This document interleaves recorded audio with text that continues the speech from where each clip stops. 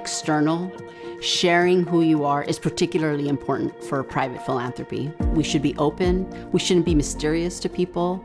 And it's also a way to show potential partners, current partners, where our commitments lie and what we're also open to exploring and supporting. We have the privilege, we have the resources, and I would say we have the responsibility to be out there, to be courageous, to communicate to our partners, to our communities, and to the state that we remain a partner committed to equity and to post-secondary attainment for economic mobility.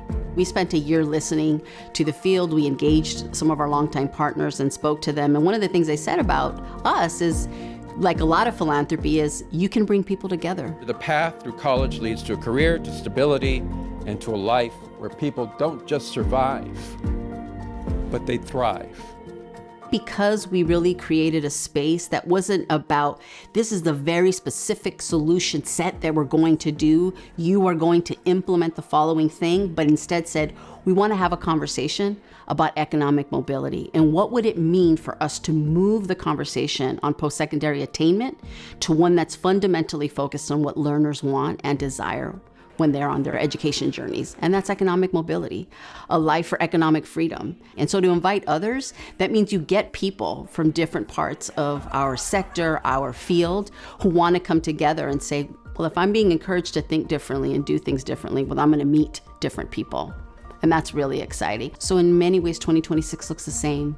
2025 was about that externalization, about launching and letting others know where our attention and focus and invitation is, in a call for new solutions, new questions to this aspiration for economic mobility. 2026 is the same. We're maintaining our focus on redefining the value of post-secondary education. We want to continue to change the narrative of one of exclusion, of almost like thinking of education as a luxury brand. We value education and post-secondary education experiences that are harder to get in, that are more exclusionary and inaccessible.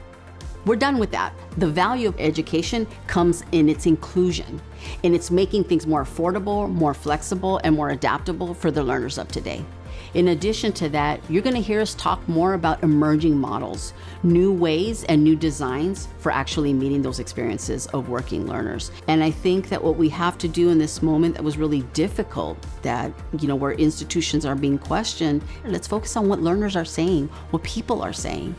As they continue to believe in that dream, it just feels further and further away from them. There are three things that we remain committed to: redefining the value of post-secondary education, elevating learner-centered solutions that help them get a post-secondary credential, and transforming education for a new economy. But really, 2026, we're going to highlight our partners who are doing that work. We're here to be challenged, and we're here to be pushed to really step into the privilege of this imperfect sector. So I just want to say thank you to our partners for doing this work with us, for being skeptical, for pushing us, for being critical, for reaching out, because we will only be better when we have those kinds of partnerships.